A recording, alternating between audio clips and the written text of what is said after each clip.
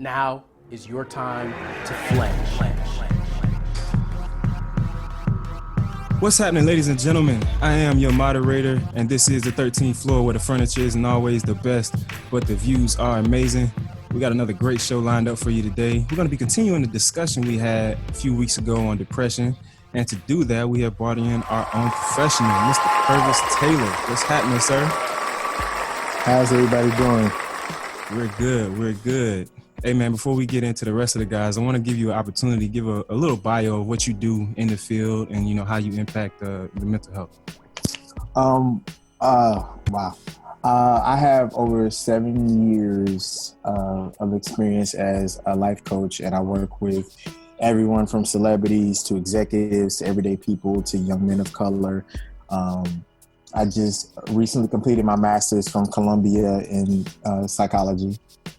And thank you, Mike. Appreciate it. Very welcome. That's what's up. I've come a long way since chaos. Oh yeah, we're gonna get in a little bit of that. We got Fresh over there. He's like, oh yes, chaos. But yeah, I really, some of my clients do have, clinically diagnosed mental health issues, and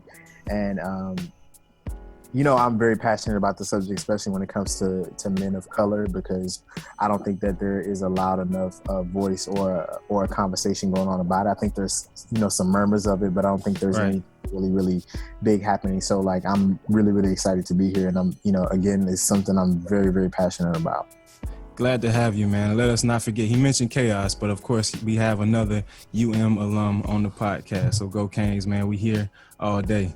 All day, baby. We cover the globe, man. Every area, we got it.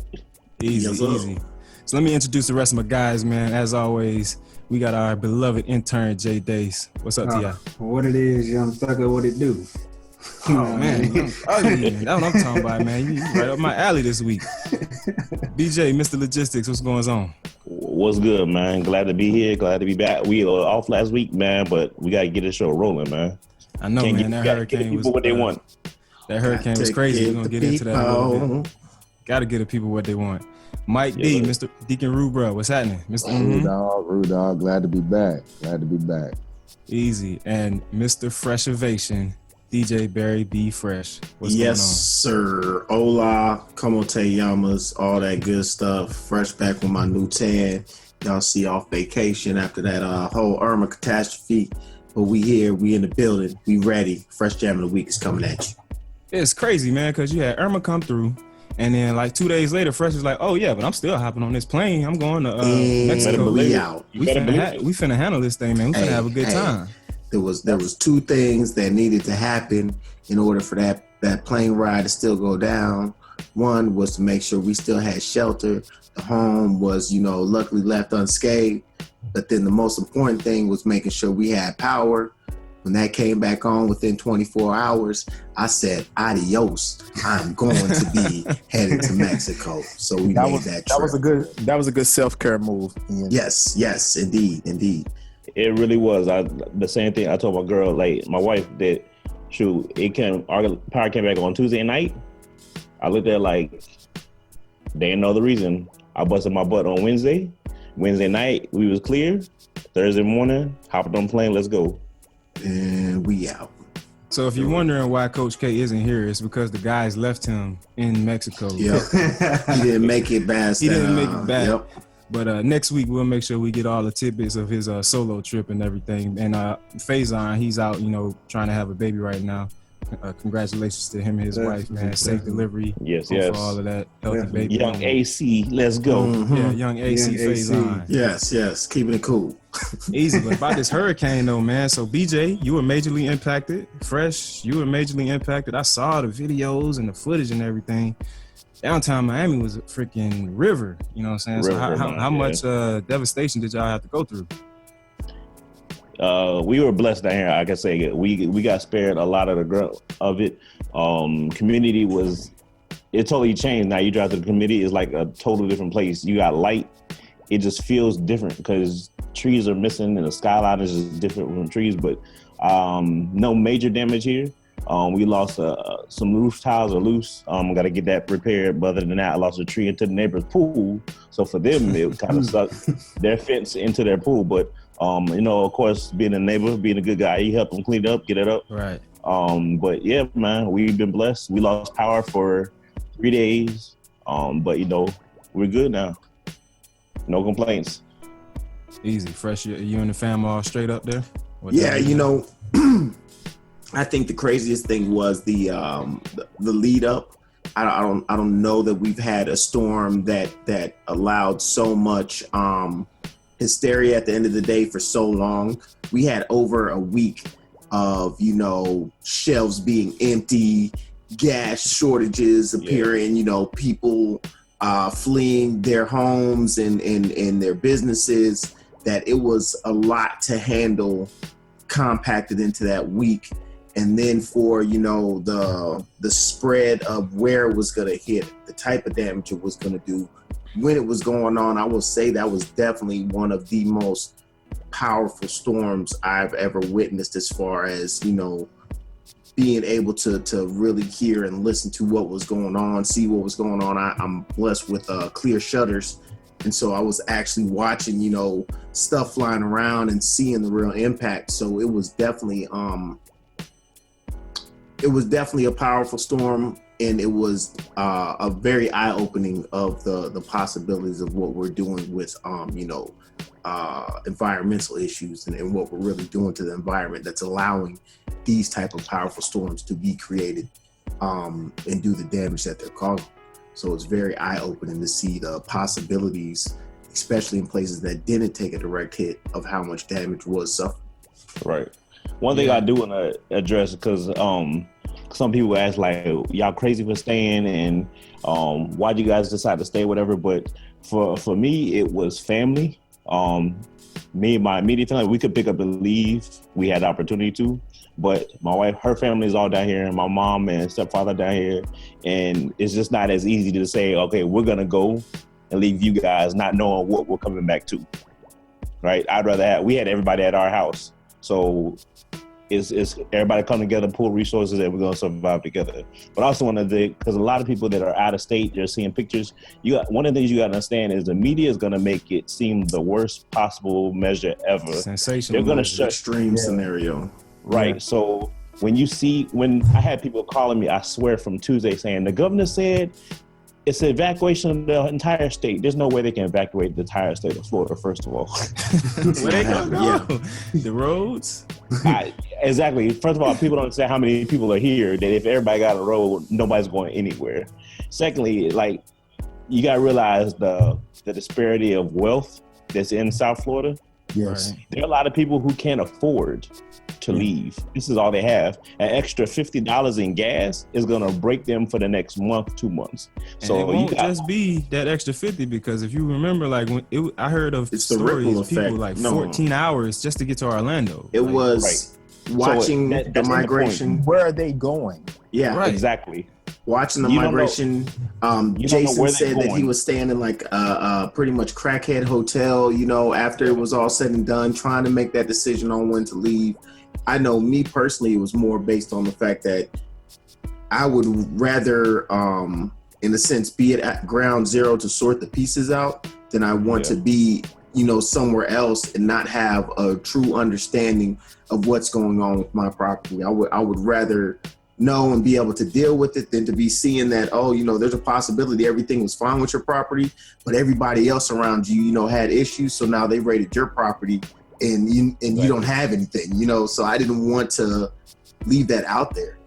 Right. We deal with so much. A lot of the schools I deal with are low income neighborhoods, high poverty, whatever, low SES, no matter what label you want to give it, right? People can't just pick up and leave. It's not that they don't have a choice. So to tough it out, and the type of housing that they have in those situations are deplorable. So when shelters open up, and I swear at Miami-Dade, they had 13 to 15 schools at shelters. Broward had about the same thing. Mm-hmm. This is the only place they have to go. So it's not as easy. People make it seem as easy to pick up and leave, but we're in South Florida. To get out of the state, it's going to take you 4.5 hours on minimum at a normal. in that day, it, like you said, somebody's people was taking 14, 15 hours to get to Atlanta, which normally takes about 6.5 to 7 hours, depending on who's driving. Let's put it that way.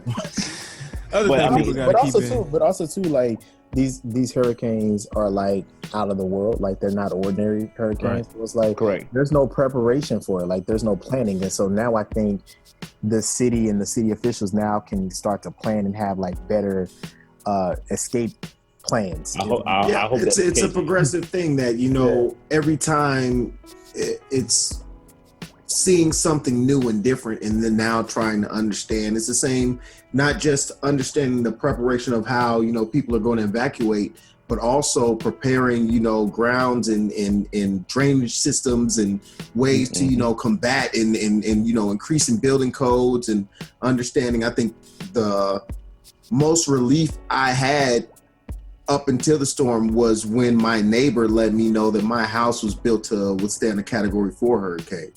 Right. And so, you know, exactly. So up until then, I was on the nervous edge of, you know, last thing, I think my biggest fear was, you know, kind of getting the alerts that, hey, there's tornadoes going crazy. Let me, all of us got to jump in this closet now. So we go into the closet, we brave the storm. We, you know, wake up the next morning, open up the door to, you know, like pretty much our closet is the only thing that was standing in eyesight. And you know, that was the type of image that was playing over and over in my head because of the hysteria that the media was putting on the storm. And, but also seeing the buildup in the fact that, you know, there's never been a Category 4 from, you know, pretty much inception all the way across the ocean. But I think it's also, I live or hold on to, you know, they say that they come the same route as slave ships, and that it's, you know, that spirit, that you know, emotion and everything of all the slaves that have passed, that's the power that it brings. So for me, I also like to keep in mind that a lot of people in Florida, period, South Florida, they've lived through a lot of these hurricanes. And some of the danger zones are typically like the Keys or some places in the Gulf. Like my family was in Tampa, and, you know, when it was set to hit Miami and the East Coast and ride up, I was really worried about y'all, but then it shifted and it changed to the West Coast. I'm supposed to ride up and work. And so now I'm worried about them as well because they're going to get the brunt of the storm. But when it hits landfall, people hear Category 4, not really understanding what that means as far as like the wind and the rain, if they've never been through it. So like I've been through like several hurricanes. So I know like, yes, it is devastating. That wind will take you off the ground. But if you're in an area where your houses are built to code, you have the preparation or the means to get to a shelter, it's not always something that you can't live through. Now, if you're living on the beach or in downtown Miami where it was like a river basically through the city, you need to move a little bit further inland. But for those people who, you know, make that preparation and then live further inland and aren't in the immediate danger zones or those flood areas, they can absolutely withstand the storm. You just have to be smart in your preparation. So, you know, you can't really go for, like you said, BJ, the sensationalism of the media and everything when it comes to these storms. But the sensationalism wants to trigger anxiety and trigger fear in people. And I think also why some people also didn't leave is because, you know, like the fight or flight syndrome is like sometimes people, they're not there. They're checked out. Yeah. So like they're not aware that this is really happening. Right. Exactly. You know what I mean? Well, the impact, and look, there's still empty shelves down here. Like there's still, you'll go into the grocery store and there's no nothing. power, right? There's still places with no power right now. You will go into the grocery store and there's no frozen food at all. There's no milk at all. You know, like it's still the ripple effect of what happened to people still trying to get back down. You know, the issues with roadways and everything. It's still going to take a long time to recover. Right. But I know who is loving it. Those University of Miami students who don't got to go back to school till next Monday. 2 weeks. But 2 weeks. But they have to make it up though, right? They probably gonna condense the school year and then do something with the finals or whatever. That's what they did that one year. We got those 3 or 4 hurricanes back to back. We ended up having to take. There wasn't really. They got rid of the reading days, and they almost put it to the option where your teacher or your professors could tell whether you could take your exam or not. Okay, got you. So they might have to go without having like final exams and just go through the work because it might not be enough time to prep for it. Gotcha. Hey, you know what was the craziest part for me, B? Yo, that spider that BJ took a picture of in his backyard. Man, listen. Okay, hold on. We gotta You trying to make me depressed Find by that sending bad that? boy. No, that was Carol. Actually, it wasn't even you. I'm blaming that one on Carol. I didn't put it in there. We gotta throw that on the page, man. We gotta throw that up on the book. That thing was huge. Man, the storm that carried some spider from like West Barbuda all the way to Yeah, South like Florida, and now that yeah. thing is gonna be down there and creating a whole nother ecosystem. And we finna have some real like talk. Spawn Dawn of the Dead type junk going on. That This thing was spider- like a this- good 2-3 inches long. That thing looked crazy. Oh man, This y'all thing look like the it's looking legs at was you. curling. It's the spider that made Spider-Man. Exactly. No, that's Venom. That's Venom. This one- You said there's no way a good hero comes out of that spot. That's Carnage. That's You know what Venom, yeah. That's Carnage. On my left.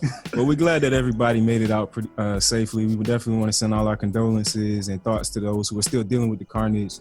Make sure that if you can find efforts. We weren't able to find anything prior to the podcast, but I know University of Miami is going to be active within the community, and all of our families that are spread out throughout the state of Florida. Be safe, continue to persevere. That thing is terrible. I don't know if it's too much light. Yeah, it's too much light. We're gonna throw it up there on the Facebook you see page. the logistics of the body. You get the ideal. You see the legs on that thing. It's terrible, bro. I'm having flashbacks already. But moving right along, we want to get into this discussion, man, centered around depression. Since we have Pervis here, one of the first things I want us to do is, I was talking to Pervis prior to the podcast, and you alluded to the different types of depression. So I think we want to go ahead and kind of lay those out for the people first. Well, you have clinical depression where it's like somebody just naturally is just born with depression and there's nothing that triggered it. They just have it, right? Like some people are born with bipolar. Like if you look under an MRI scan, like their brains look different. That's just, they were born like that, right? And then you have what most people experience, and that is like affective depression, meaning that something externally triggered something to cause them to be depressed. So maybe it's like not meeting a goal. Maybe it could be the downfall of a relationship. It can be losing a job. It can be a hurricane, losing everything. It can be a divorce. I mean, it can be many things, but it's something external that causes the depression. Okay. And then, how does that, I guess, feed into it? So when the causes or whatever, and these little triggers, like, is it something like inside of us or that's innate that, I guess, counters or keeps us from being able to deal with those situations? Well, I think a lot of us are unconscious to the fact that we are depressed. We're very good at masking, and social media doesn't help. I had a married couple who were on the brink of divorce, but they were always posting pictures every day like they were happy. And I'm like, what are you guys doing? I'm like, you guys are about to divorce. There's so many people living that. You know what I mean? So it's like the lie. You know what it is? Is so many of us we don't want to feel, we don't want to go through. And the way out is through. And so we've been hurt so bad, and we've conditioned ourselves to not deal with the pain, to not deal with things, that we push it to the side, we suppress it. And then what happens is that, once a closet can only hold so much, and then we have breakdowns. Right. And I think one of the big things amongst men is just that. And it stems, we talked about that hypermasculinity situation. Absolutely. Where, it's weak to discuss these feelings or these emotions, amongst our peers or even with anybody else who might be able to help us through that situation. When you encounter that with, the people who you help with your life coaching, how do you kind of overcome those things? Well, I mean, it's hard to break a mindset. That can't be done in one session. That's something that has to be done over time. And neurologically speaking, the neuroscience behind it, our brains are conditioned for negativity, right? Which is why it's easy for you to recall a negative experience quicker than a positive experience. And so what you have to do is what is called neuroplasticity, which is rebuilding the brain for positive experiences. And that's analogous also to a mindset. It's the same principle. You have to build a positive mindset. I just think it's a challenge because it's like, it has to be like a wide conversation as opposed to like an individual thing. You get what I'm saying? So more than just one person? Yeah. You got to think, okay. Well, because to really affect change, because the biggest threat to any progress is the culture at large. Exactly. So if the culture at large is about hypermasculinity and defining masculinity as this, and you have one person fighting against it, that, you know what I mean? That's an extreme challenge. And it's really hard to get people to like go to that place of vulnerability, right? You know, right. And I was gonna say, and you know, conditioning, especially men, for us to understand that vulnerability is a strength, but you got to be judicious and discerning about who you're vulnerable and what you're vulnerable about. But vulnerability is a strength, because if you're not vulnerable, think about it like this: if you want to succeed in life, you got to be vulnerable to failing. If right, you got to take chances. You got to take. It's a risk factor. If you want to be in love, you got to be vulnerable to getting hurt. And if we don't understand that, then you know, it's a lot of brothers out there hurting. Mm-hmm. A lot of them out there hurting, and they view vulnerability as a weakness, and again, it's really a strength.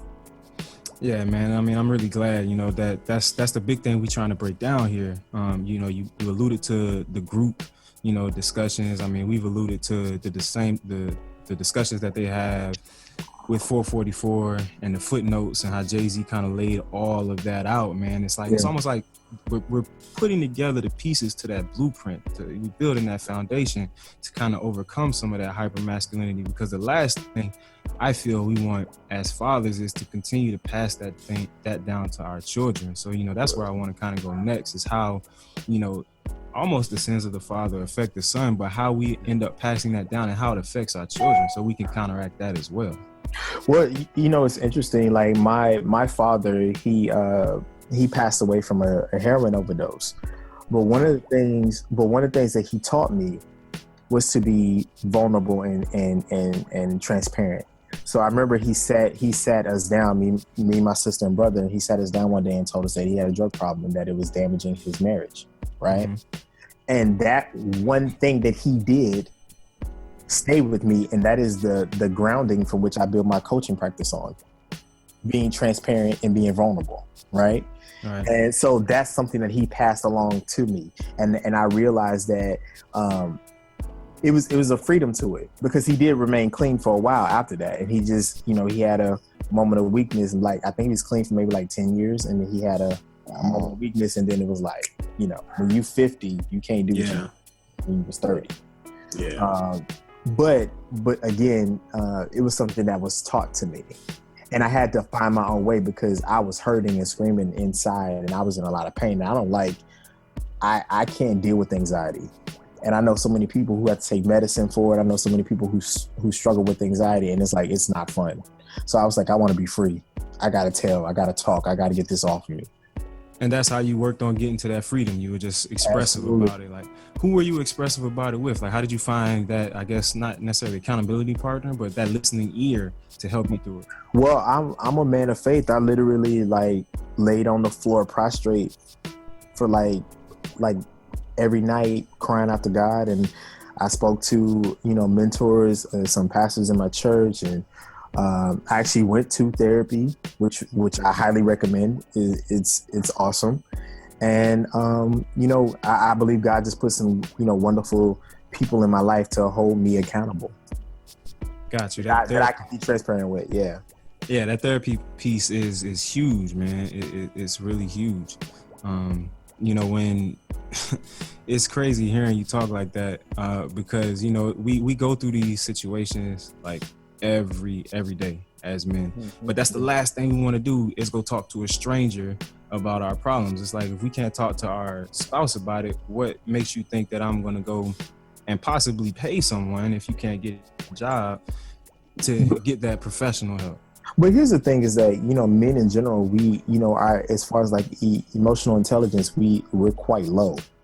Let's put it out there. So a lot of times, I'm not, present company excluded. No, that's fair, man. No. But that's a fair statement. But, you know, we don't have the language for what it is that we're experiencing. We don't know how to say that we're overwhelmed. You know what I mean? Like, that's that's not a man's. That's a lot of times, as a man, you're not supposed to be overwhelmed. You're supposed to be the one who can handle anything. Yep, 1,000 things thrown at you, you can handle 1,002. Let's go. But see, that's a false narrative. Because who can do that? Nobody Exactly. can. And that's why I end up having, nervous breakdowns and reaching so many people are on meds, like record numbers. So many people are on prescription medicine right now for depression and for anxiety. Let's talk about that for a It's second. that being pushed to cope and suppress things instead of talk about and get them in the open to, actually get over them and understand why. But that's what I was going to say. Is like a lot of us don't know that we don't know that we don't know. So, you know what I'm saying? So it's like a lot of us don't understand the pathology of why it is that we are depressed, right? Because there's a pathology to it, and it's something that is built and learned over time. Just like, not to be controversial, even some forms of schizophrenia are a coping mechanism, right? So that it's built in a process over time to protect themselves, and it's like we protect ourselves. So like if you can't just go to a therapist and just say, I'm feeling depressed about this. No, more often than not, that depression was something that's been lingering for a long time. And now it's coming, the depression is now speaking so loud that you got to say something about it. And then you become so detached. We become so detached as a society and as men that we can't even trace to where it came back from. And so you got to spend at least a good 6 months to a year in therapy to dig in just to get to the pathology. And understand, man. It was because I didn't get that apple when I was 2 years old, right, bro. Right. Listen, straight up. I, to this day, if you tell me you're going to do something for me and you don't do it, I'm devastated. Why? Because my dad told me when I was 5, he was going to take me fishing, and I woke up at 6 o'clock in the morning and he did not take me fishing. That stayed with me. And now I understand why I'm that way. You understand what I'm saying? Yeah, absolutely. But I didn't get to that place until you didn't know that. You didn't know that that's how you were handling it from before and why. Yep. Right. And so emotionally, I was still 5 years old. Wow. You understand what I'm saying? So what happens is like we're 37, but we're really 5 years old emotionally. And that's because we haven't been given. Right, because we have not been given the language, or we don't know how to process our emotions. So as a society, they're building us to be something, robots that we can't be. We're humans, we're flesh and blood. Like there's no way we can be who society wants us to be. That definition of what masculinity is. So it sounds like we need to be more intentional, because if we leave it up to nature, I've heard many times that the brain is built, or we are built as humans to survive. Like that's like our core. Like that's what we're designed to do. So right, and so we're built to survive, right? Which is coping, right? Which is exactly. But you have to program yourself to thrive, and that's a step beyond survival. Exactly. And that's what we have to do as men. That transition. Yeah, we can no longer settle for just making it and surviving. Mentally, we got to get to a place where we thrive, and if we want to create a wonderful legacy for our children. And that is very important. That point right there is very important. And the things that you do to get yourself to thrive, it's amazing. You spoke about that freedom. I'm going to speak about the weight. Like when you start expressing yourself and, your emotional intelligence grows a little bit or a lot of it. Because for me, it took a while. And I spoke about it the last time, how my lady always begging for me to, be more expressive. I mean, we just had a conversation about this like yesterday. It's about some stuff that's going on that I'm just not really ready to talk about. But when we find those instances or those issues, and I actually do let it off my chest, whether it be the same day or a few days later, the release is the release. It's like that dopamine starts going off. That dopamine starts going off. And then think about it. You mentioned dopamine, right? So then I think BJ, you mentioned that the schools you work with, a lot of the kids are impoverished communities, right? Mm-hmm. The dopamine receptors are their brains are wired differently when you grow up in impoverished settings. So like their dopamine receptors are not even working properly. Yep. So then you're dealing with that, right? So many of us, if you didn't grow up in a regular nuclear home, mom and dad type of situation, your dopamine receptors are not normal in comparison to a child who had a 2-parent home, who grew up in a normal, quote unquote, normal situation. So you're already at a disadvantage. You understand what I'm saying? Mm-hmm. So it's like, it's imperative. And so I'm not saying all black men or men in general didn't have fathers growing up, but there's a lot who did not have fathers growing up. Right. So you got to think that added on to everything else. Gotcha. You understand what I'm saying? Oh yeah, absolutely. Yeah. I want to go back to the medication portion of it. Yeah. In your experience, how is it really that effective when they put people on these like antidepressants? Because I have a few friends that have gone through rough times and they've been on these things or had to go on it for a period of time. And even though it took them kind of out of that depressed state, it turned them into something that they didn't even like. You know, they became like shells of themselves. Their personality zombie. So here's the thing, right? We have to, like, persecution is part of life, right? Downtime, depression is not necessarily a bad thing, right? You sometimes have to go through a depression to become something new, to grow in life, right? And I think the problem is like we wanna absolve ourselves from the pain, but sometimes it's the pain that makes you grow. Right. You know what I'm saying? So it's like, I think immediately when we start feeling depression, and like now because we're so money driven and you have these pharmaceutical companies that sponsor these therapists, right? So they're going to throw the medication at you. And here's the thing, like there's evidence and studies that show there are people that are curing themselves of schizophrenia and multiple personalities. And part of what they're doing is taking ownership for their lives and ownership for the mistakes that they've made or the pain that they've caused other people and face the truth. And really a lot of anxiety is triggered by repressed guilt. You understand what I'm saying? So once you start owning your life and taking responsibility for certain things, that a lot of that stuff subsides. And a lot of stuff that people are going through, like, listen, I'm positive that all of us could share a very sad story of life that what we've been through, right? All of us can. But we made it through. Exactly. And we're no different than other people. And I'm not saying that some people, that medicine doesn't work. There are some instances where medicine is appropriate. Like I said, there are some people literally who have bipolar, but not everybody has bipolar.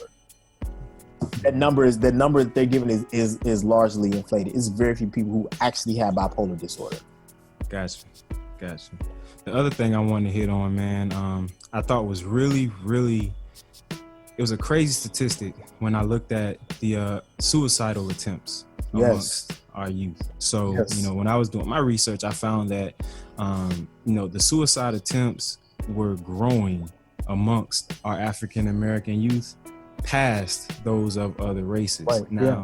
And I know you had mentioned that you had looked up some numbers that were showing that the actual suicide rate, like people were successfully committing suicide at a rate much higher than our white counterparts or other races within America. Young men of color. Yes, and I really think it's important that we hone in on that, especially as fathers, so that we can, you know, impact that in a negative way. We want that number to go down, but it's crazy how much our children are suffering with these things, and sometimes as parents, we may never know. Yes, because you got to think about it. It was some stuff you going through that your parents didn't know. Exactly. Right. But I definitely, I will tell you the impact that you guys will have on your children by being the example for them will make it safe for them to come talk to you. And I always encourage fathers. I said, share with your sons and your daughters something about yourself that you probably normally wouldn't share with them. Because that creates what it does, right? You are in the practitioner seat and your child is in the patient seat, right? So you guys are kind of like therapists, right? And so the space between you guys is called the intersubjective field, right? That's where transformation happens, right? But because of the way society's built, people love a story. People are attached to a story, no matter if it's millennials or baby boomers. Everybody's attached to a story. So I always encourage fathers, tell them a story about yourself that doesn't paint you in a flattering light. Because what that does is that makes a level playing field and they will open up to you. I've seen it happen over again. You're not perfect. You haven't always been perfect. You have not always been perfect. 100%. That is the truth. The more, and I think that too many people get obviously caught in trying to be best friends instead of understanding, like, you have a job as a parent of, you know, raising a new member of society. And it's okay if they are upset because you're not allowing them to do something that they shouldn't do, or not have something that they shouldn't have. It's okay for a child, a human being, anybody to cry and be upset, especially when it's validated. Yes, you should be upset that you did something wrong and you know, now there's a punishment. And yes, that punishment should be absorbed. You should feel the pain of it and the understanding of, okay, I did something wrong, so you can correlate and relate it to what's going on and then be a better person moving on to know, you know what, maybe I shouldn't do those things that, you know, are getting me in trouble. or that are causing me to have my parents be angry. Right, and they'll open that up once you make it safe for them to do so. You know what I mean? Like, I mean, it's like I said, like when my dad told us that he had a drug problem, that made it safe for me to tell him things about me. Mm-hmm. Right. So forming that relationship, building that bridge, very, very important. Being tangible as a parent. Yeah, especially when you get into those, middle school, high school years, man, because that's when the disconnect seems to happen much more. Well, that's where the frontal lobe is forming and the neural pathways are developing. So it's like you got to get them there. You got to get them there. Yeah. Got you. One more thing I want to hit on as far as the adults are concerned. Fresh shared a story with us about a breakup he had in college and how that was like a really big trigger for him, and it kind of sent him, into a depressed state that for a moment, he came out of it or whatever. But how often do you see, or how best is it to deal with when you have that breakup with, or you feel like you've lost a piece of yourself in that situation, so that we're able to help those that are kind of currently going through that or have gone through that in the past? Well, I mean, listen, a breakup is very terrible. Even if it's a friendship, it's terrible because this is somebody who you become vulnerable with, right? Who has been a safe space for you. And to know that what he missed was more than just, I'm sure, intimacy, the physical intimacy, but it was the emotional intimacy that he also missed as well. That's what we really miss. And the way a person made you feel, right? And that's a hard thing to let go of. Right? Mm-hmm. Because it's like, how often does it happen? Right. You know what I mean? So it's a real thing, and it's nothing, it's expected and it's normal. To be honest with you, it's normal. Now, when it gets to a place where it's like, going into 3 months, then we have to start coming in and start doing some work. Okay. You know what I mean? Now it's like your emotions, again, if you don't understand what you're experiencing, if you don't understand that you're grieving and you don't understand the process of grieving, you're going to be ignorant to what's happening. And then you're going to, start going, start making crazy decisions, and then it just spirals out of control. But I think the first thing we're dealing with the breakup is acknowledging that you're hurt. That's the first stage. Acknowledge that you're hurt sooner than later. So do you believe in terms of confronting the person that hurt you, or is it just an acknowledgement between yourself, like, I'm hurt, I'm good, or? That's a good question, Mike. I gotta answer. I think it really depends. I think it's like if you guys had a conversation and it was like, she's like, yo, I think we should end the relationship, and y'all had, she gives her reasons, and you guys have your conversation. I definitely think it's better to just kind of grieve on your own. Now, there's certain instances where you do need to confront people, possibly, right? After you have processed, of course. Right. After you have processed and you got into a place of forgiveness. Now, forgiveness does not mean that you excuse the behavior. But forgiveness is for you, so that person no longer has a power over you, and that piece of your heart is no longer under their lordship. Right. And I think a lot of people tend to forget that a lot, because they confuse the terms forgiveness and justice. Because when you get into those situations, like, the forgiveness is for you, justice is, for that person, if that's what you're looking for. But if you can actually forgive them, like you said, not excusing it, you're able to kind of move past that. And I mean, like you said, I think it's a little bit of both. Yeah. Because in my experience, like, you have to process the breakup. You have to get to a space where you're okay. But I think confronting that person and kind of getting that out, it allows that healing process to go to the next step. Because, you think about it, you lost a piece of yourself. You're basically trying to, rebuild yourself. Hopefully, maybe not all of us find ourselves in this situation, but hopefully you have a large sense of self where your foundation isn't rocked too hard, that you have something to, fall back on, and, you can continue to love yourself so that you don't do too many things that are destructive to yourself. But I definitely think that confrontation between whoever that person was is almost necessary to continue to get past that person. Right, but I definitely think it's like a matter of saying your piece about it, but not having expectations. Right. All right. I got a question, man. going back to how, like the suicide rate with our youth today, like, so what role as adults, especially as Black males, what role as adults do we play in that? Because so often we tell the youth, oh, y'all not really going anything too crazy, or like, y'all just like it's really not that serious. I mean, you kind of downplay what they may be going through, because it's like, we went through the same things. Like, there's nothing new under the sun. You hear phrases like that all the time, but just because we went through it in the light that we went through it, everybody's different. So what role as adults do we play? Like, when do we need to be that stern, like, just tough it out, it'll get better, and when do we need to be that more passionate and compassionate side as well? Well, I will ask you this. So, I definitely think being the example is paramount. So, like, getting yourself healed is, going through the process and dealing with those issues within yourself, I think is very, very paramount. And also, like, I think it's important to understand your, emotional intelligence works both ways, right? So it's being able to discern what's happening within you, and also being able to discern what's happening in another person, right? So I definitely think for us, what we can do is make ourselves available and just listen. Active listening, right?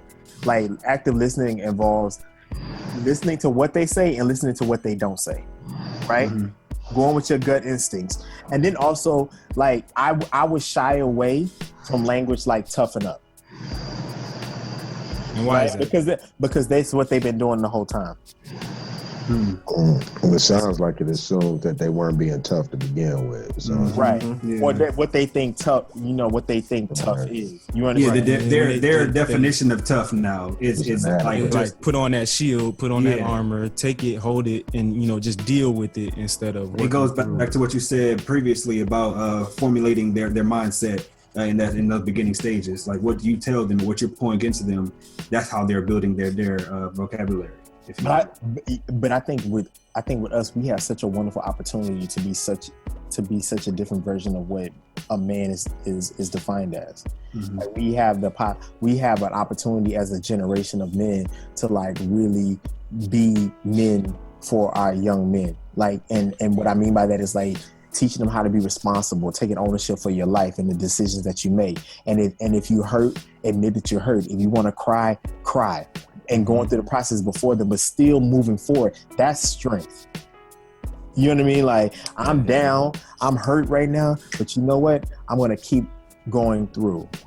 And I realized, like, just even my own personal narrative, like, I was molested. I was bullied severely growing up. And I didn't realize that I had strength inside of me because I kept going.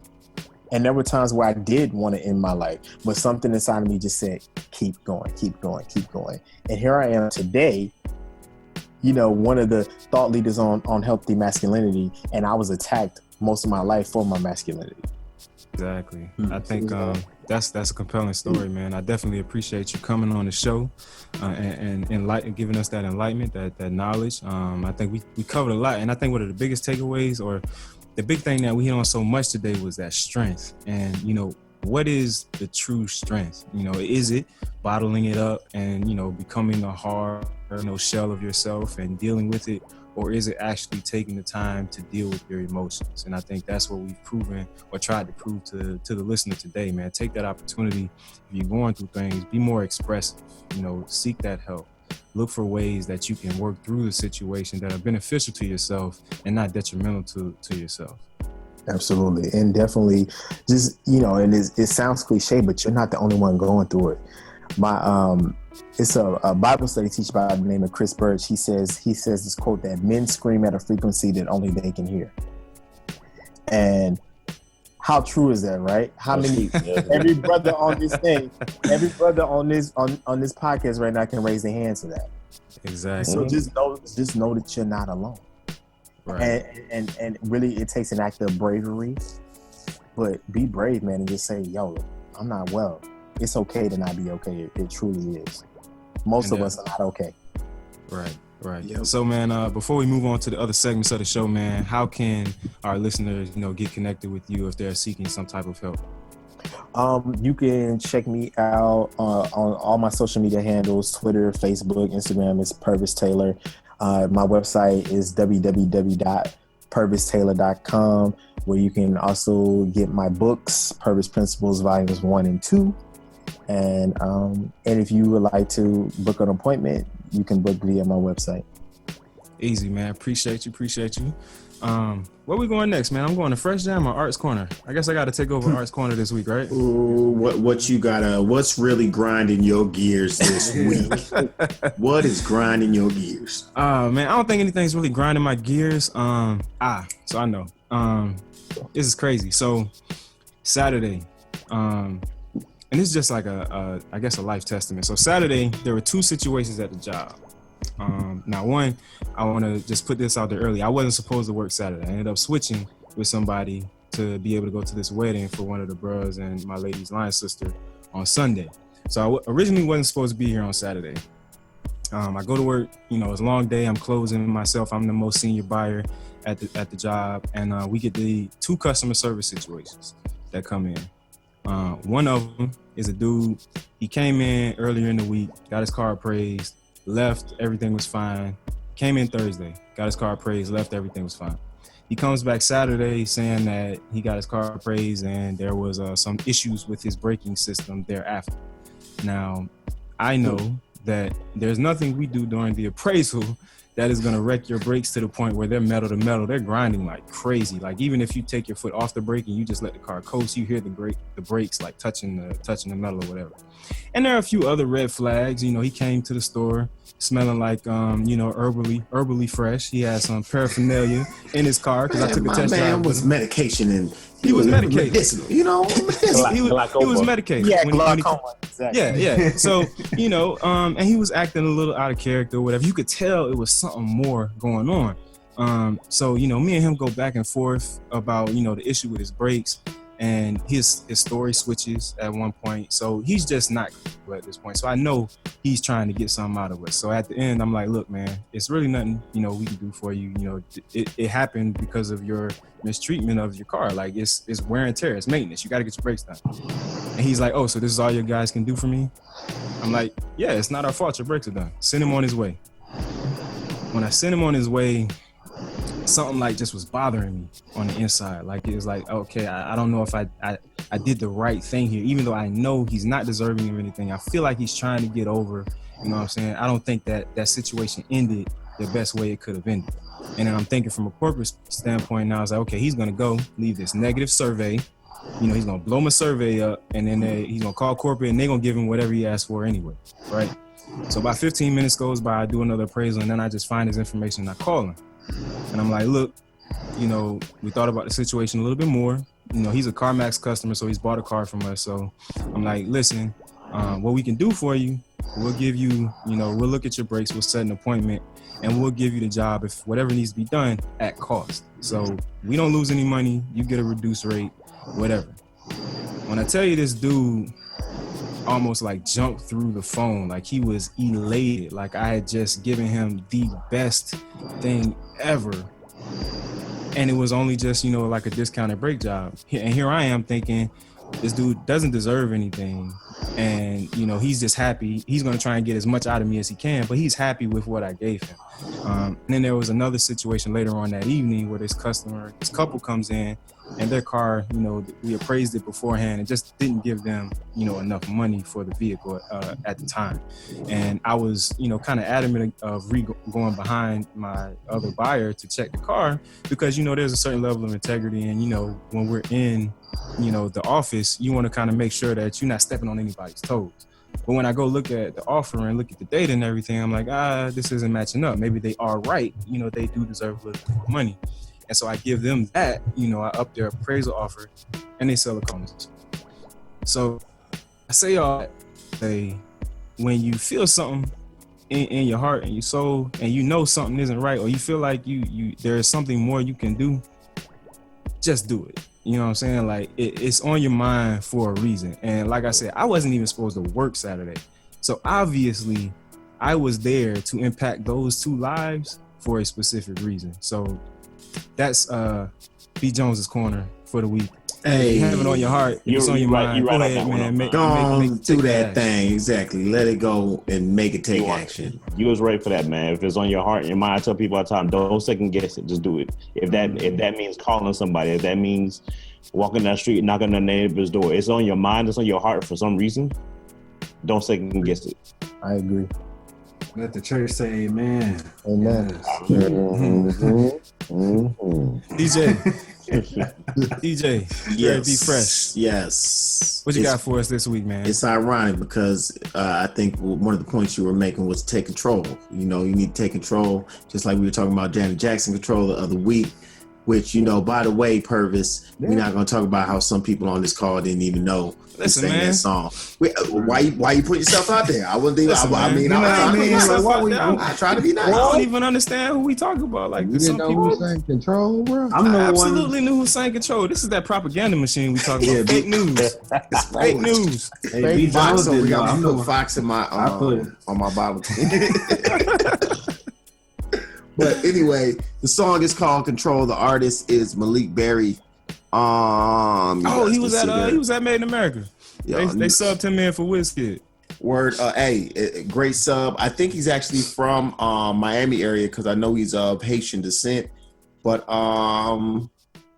fresh jam of the week, yo. Here we go. Oh, don't do that though.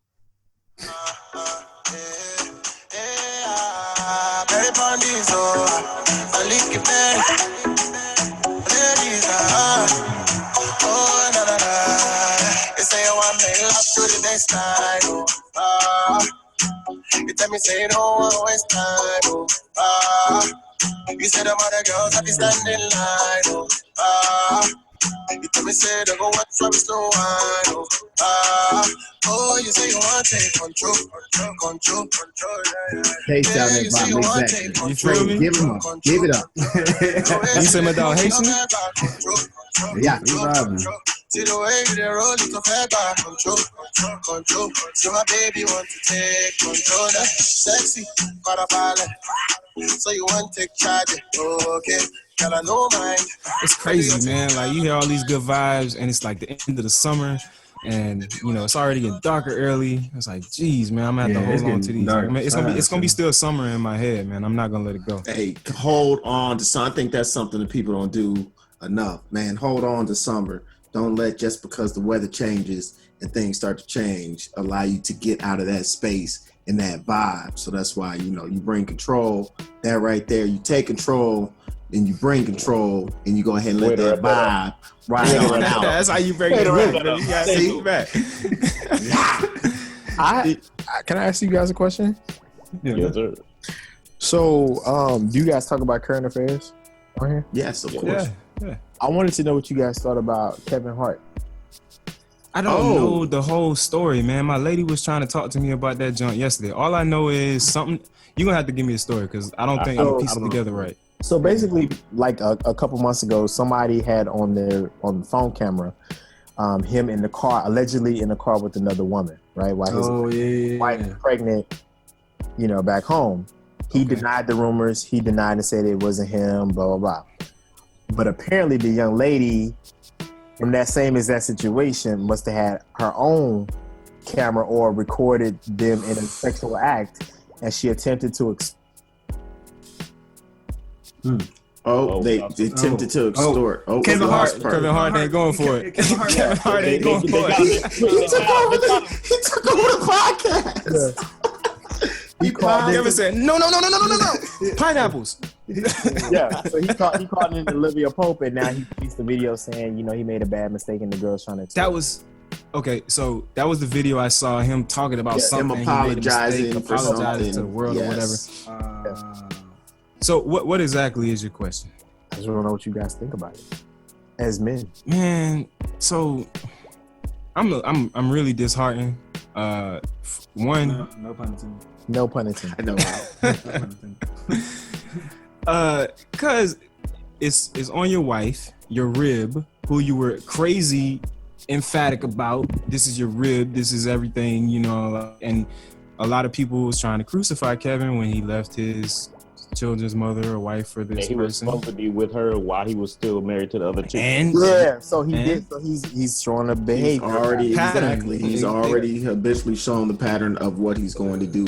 I think with me, it's more. Am I shocked? No. You know, I think that I guess it's kind of like it's not that it's unexpected because his how quickly he propelled in his success and like especially as long as he was working and grinding and kind of Right. thought he had came to, you know, where he was successful in his mind. I think, you know, around the Soul Plane and everything, okay, I'm doing movies and I'm doing stuff that he thought he was good then, and then all of a sudden he just took off.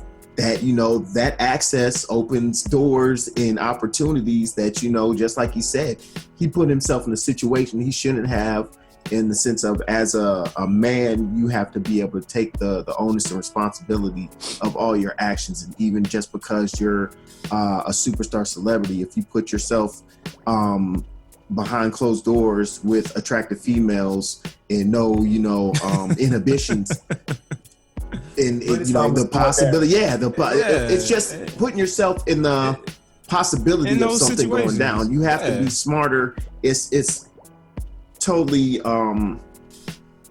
it's not that it's understandable, but it's, hey man, if you make your bed like that, you're going to ruin it. And being able to, like I said, that with great fame and power comes great responsibility. It's hard to be able to go from the guy that everybody acted like was nobody to all of a sudden now you're the king and everybody acts like you're the man. And that's a power trip in your head to be able to stay grounded enough to know that you're still, as much as he plays the talk of he's the same guy, he's been the same, and he rolls the same way, it's impossible. Because when you go from just being a guy to being the guy, Yeah. it changes everything. Yeah. I think it's interesting how so many people, like, there's great debate on social media. They're like, well, he apologized. I said, well, he had to. Yeah. He only apologized. And He then, was- I mean, we he find had his ourselves in that hands forced situation all the that, time. Had, Right, your hand is had they forced. No never asked dude- for money, he was not going It's to, the, that was not going to be not- put on Front Straight. He was Yeah. going to do the It's same so- thing that, you know, a lot of 99% of every influential, man. yeah, you know what I mean, influential and you know, powerful men do, of the, until you have a camera on me in the act, I don't know what you're talking about. You know, it wasn't me. Straight up, Shaggy, it wasn't me. Yeah, it's the same concept. Like, yo, like, you're not sorry that you did it. You're sorry that you got caught that you did it. Yes. You know what I mean, like, you know, Yes. like he not sorry Yes. that he. I mean, like, I think he, like, yeah, because he wasn't. He is sorry he did it, but it wouldn't have come out if he hadn't got caught. That's what I'm Like, saying. Like, so yeah. how sorry was he? You know, you got. I don't think he's as sorry as he's going to be yet. That's what I'm saying. Like, Yeah, if he exactly, was I'm truly, sure. if he was truly remorseful for his act, then it wouldn't have to come out the way that it did. You know what I mean? He would have already had this conversation with his lady. Well, I think it's the I monetary think- factor, you know, because he actually got the FBI involved because it went past it just being like a, hey, you know, I want a couple $100,000 maybe to, you know, I want millions. And I'm not even sure if the female that is in the video is the one who is the alleged, you know, In person. the car. Yeah, no, not the person in the car is the person who's trying to get the money. But also I heard that chick in the car, that was like, it was her and some other female, like he was having a threesome in the video. That it wasn't just like him and hers, that it was a threesome video. Yeah. You in trouble, brother. You in trouble. It's about to go down. Yeah, that's So all one bad. of the biggest things, again, you talk about being from a man to being the man. What people don't realize is that once you make those moves like that, it don't have to be as big as the jump he made. It could be you moving up and In the company, you was Yeah, like I'm you was saying, a you don't have worker to- to you the don't have to manager. frame it. You don't have to frame it as an entertainer. People are looking it's for regular. a way to move up from there, and they don't your care station, about bringing you yeah. down. Oh yeah. Yeah, plus your public. People do public, this. figure. I'm trying to grab on to what you got up there, pull myself up. I've done some TV. I've done just a little bit of TV, and bruh, Yep. DMs DMs is crazy from married women. You know what I mean? Yeah. You know, it's crazy. So it's like, you're right, BJ. Like, honestly, you don't have to be famous. Just doing your. That's what it is. As soon as you get that really, you're the come up. You're the payday. Yeah. And unfortunately, it's been like that for a while. But now with social media, it's even worse because everybody sees what you're doing. And we just think we're doing something. You're just doing what you're supposed to do. But other people are saying, "Yeah, I'm about to get him. Mm-hmm. I'm about to go get him." It's a They're plot. sizing you up. Oh yeah. Exactly. So Jay, you said something about the being sorry he got caught, or if he was really truly remorseful, he would have had a conversation up front with his lady. And this might end up being tabled, to the next podcast because we going on about an hour now. Yeah. But I do want to respond to that because I think you gotta look at it. If you've done this, and maybe he is remorseful, I don't know what's in Kevin Hart's head. But say you step outside of your relationship and you realize what you have done is wrong and everything, but you're still very selfish. Absolutely. And you're still very selfish because you don't want to put yourself and that other person through that rebuilding process. Now, so that's why I say I don't necessarily know if he wasn't truly remorseful, because I think you can be truly remorseful, but we as men, being emotional intelligence of the conversation. Okay, so what you're saying is that you want to push it down. You know what I'm saying? You want to act like it never happened, because if it didn't happen, it didn't happen. You could suppress. Well, it's you don't know what the outcome of that conversation is going to be, and it's better to you don't. So 100% is selfish. I said that, but I think Ian hit the nail on the head with, like, there's so many things. Like, you used to be the guy that people made fun of. Now you're that guy. So that's trauma right there. Mm-hmm. So you're trying to outlive that. It could be, let me sleep with as many women as possible so I can show y'all I'm the man. Yep. So that's what the fame. That's what I was gonna say, is that fame is when the outer voices can outweigh your negative thoughts of yourself. When you get to the point when everybody is telling you how great you are, even though you're sitting there like, oh, well, I didn't think I was great at this, but you are the greatest. You are the great. That's what it comes, and you start to lose that consciousness. So, but my question to you, B. Jones, so if you step out, right, and you realize I made a mistake. Oh my gosh, I don't know what I was thinking. But you say to yourself, I will never ever do this again. Mm-hmm. Is that a pass to not tell your lady? Say again. I think Kevin Hart was trying to get in again. I said, is that a pass to not tell your lady because you tell yourself? Is it a pass? It's because you tell yourself that I will never do this again. Nah, it's absolutely not a pass. So, I'm just in the mindset of I'm trying to be in the mindset of it's I think a lot of things that Pervis has said today, especially with dealing with issues. It's not a one size fits all type issue, and so I think it's also about understanding and knowing your partner and whether or not the ramifications of how off-handle they can get with dealing with that situation. If you know that you made a mistake, that was a true one-time thing that you are hoping you're not going to be put in that position again. Because the fact of the matter is, even if you say I opened the door and I'm gonna close it, that door can never really be truly closed. Exactly. It will always stay cracked. It will forever be cracked now. So 100%. How can you say you never do it again? Here's the thing. It's like, it's better to tell. I'm gonna answer that question before you're found out. It's better to tell than to be found out. 100%. Exposure versus you being we live in a receipts culture. Culture. Yeah. So ain't nothing saved. So it's like, you better tell before it come out. When you transition from being reactive to proactive, you're in control. Absolutely. No. Leave it on that. We're going to leave it on that. Ladies and gentlemen, you can get connected with us. You can follow us on Facebook at Fledgeology, at 13th Floor, please. Check us out on Facebook, Instagram as well, at 13th Floor, please. Reminder, this podcast is brought to you by the motivators at Fledgeology, where the mantra is leap, grow, fly. But that's it, ladies and gentlemen. Pervis, thank you again for coming in and spending time with us on the 13th Floor. Thank you, brothers. You're the first guest to not try to complain about the furniture. We appreciate that. Okay, Jay. That's what it is, man. So we done here on the 13th floor, ladies and gentlemen, where the furniture isn't always the best, but the views are amazing. Holla. Now All day, baby. is your time to All right, flex. Learn today. We're gonna learn today. All right.